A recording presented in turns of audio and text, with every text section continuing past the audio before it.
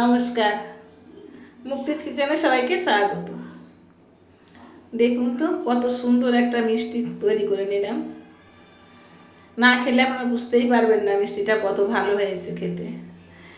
উপরটা মুচমুচে একটু মিষ্টি মিষ্টি আর ভেতরটা সফট, খুব সুন্দর একটা মিষ্টি হয়েছে, ক্রিস্পি। প্রথমে কড়াইয়ে দিয়ে দিলাম জল, 2 বাটি জল দিয়েছি, স্বাদ মতো লবণ আর 1 চামচ ঘি দিয়ে জলটা ফুটে উঠলে এর ভিতরে 1 বাটি আমি আটা দিয়েছি। আপনারা ময়দা দিয়েও করতে পারেন, কোনো সমস্যা নেই। আটাতেও ভালো হবে, ময়দাতেও ভালো হবে। আমি ময়দাটা দিয়েই করেছি, আমি আটাটা দিয়েই করেছি। আপনারা ময়দাটা দিয়ে করতে পারেন, অসুবিধা নেই। এই যে দেখুন একটা ডো বানিয়ে নিয়েছি, বেশ নরম সফট একটা ডোটা তৈরি করে আমি নামিয়ে দিচ্ছি। এইভাবে ছড়িয়ে দিয়ে কিছুক্ষণ একটু ঠান্ডা করে নেব। তারপর এই ডোটা মাখতে বসবো। যত ভালো মাখা হবে তত সুন্দর হবে। দিয়ে দিলাম 1 চামচ বেকিং পাউডার।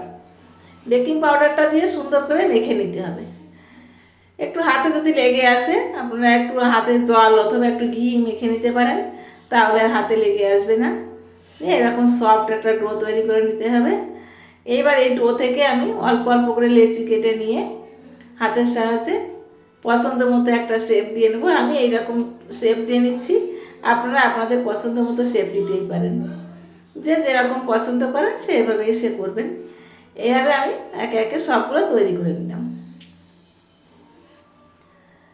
দেখুন কত সুন্দর দেখা যাচ্ছে আমার এই জিনিসগুলো। এইভাবে আমি সবগুলো তৈরি করে নিয়েছি। তারপর চলে গেলাম রান্নাঘরে, গিয়ে কড়াই বসিয়ে দিয়ে দিলাম সাদা তেল। তেলটা বেশি গরম করা যাবে না, অল্প গরমেই এই নাস্তাগুলো দিয়ে দিতে হবে। দিয়ে একটু কড়াইটা ধরে একটু নাড়াচাড়া করতে হবে, তাহলে লেগে যাবে না তলায়। এটা যখন ভেসে উঠবে, ভেসে ওঠা পর্যন্ত অপেক্ষা করতে হবে। যখন ভেসে উঠবে তারপর আস্তে আস্তে নাড়াচাড়া করা যাবে, কিন্তু প্রথম অবস্থায় এটা খুব নরম থাকে, নাড়াচাড়া করতে গেলে ভেঙে যাওয়ার একটা সম্ভাবনা থাকে। আর যখন ভেসে ওঠার পরে নাড়াচাড়া করব, তখন কিন্তু আর এটা ভাঙার কোনো সম্ভাবনা নেই। দেখুন গাটা কত সুন্দর ফেটে ফেটে গেছে। এই যে গাটা ফেটে ফেটে গেছে মানে এটা পারফেক্ট হয়েছে। গাটা যদি না ফাটতো তাহলে মনে হতো পারফেক্ট হয়নি। এইরকম লাল লাল কালার করে ভেজে তুলে নেব। এবার লাল লাল কালার করে সবগুলোই ভেজে তুলে নিচ্ছি। আমার ভিডিওগুলো যদি আপনাদের ভালো লাগে, আপনারা অবশ্যই লাইক কমেন্ট শেয়ার করবেন। আমার ফেসবুক পেজটাকে ফলো করে আমার পাশে থাকবেন। আর আমার ইউটিউব চ্যানেলটাকে সাবস্ক্রাইব করে পাশে থাকা বেল আইকনটি ক্লিক করবেন। তাতে কি হবে, আমার নতুন নতুন ভিডিওগুলো সব আপনাদের কাছে আগে পৌঁছে যাবে। এই একে একে দেখুন আমি সবগুলোই ভেজে নিচ্ছি। এই যে আমার ভাজাটা শেষ হয়ে গেল। দেখুন ভাজার পর কত সুন্দর দেখা যাচ্ছে জিনিসটা। মনে হচ্ছে এই ভাজা অবস্থাতেই খেয়ে নিই, কিন্তু না, এর তো আরও প্রসেস আছে। কড়াইয়ে দিয়ে দিলাম আমি অল্প একটু চিনি, মানে 1/2 বাটি মতো চিনি। আপনারা মনে করবেন না চিনিটার ভিতরে কী আছে, ওটার ভিতরে একটু ট্যাং পড়েছে, তুলে ফেলে দিয়েছি। তারপর দিয়ে দিলাম অল্প করে একটু জল আর 2টো এলাচ ফাটিয়ে দিলাম। তাতে একটু এলাচটা দিয়েছিলাম এই জন্য, একটু ফ্লেভারের জন্য। এমনি অন্য কোনো ফ্লেভার আমি এতে ব্যবহার করিনি, তো এই জন্য।